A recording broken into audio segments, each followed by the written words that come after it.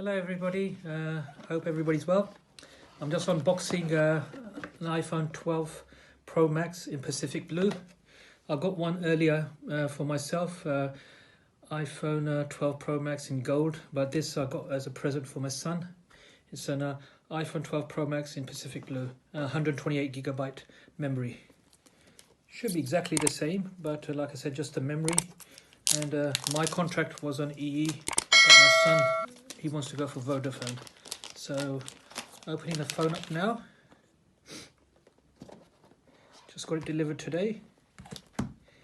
So that's, as you can see, exactly the same as mine as before, but the color. I like the gold color, but my son said the gold is not for him. It's a bit girly, so he wants to go for a Pacific Blue. So that's the difference in colors. In fact, Pacific Blue is not too bad as well. And that's the sides.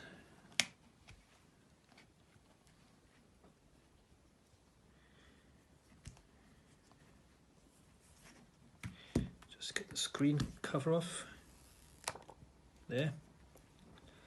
So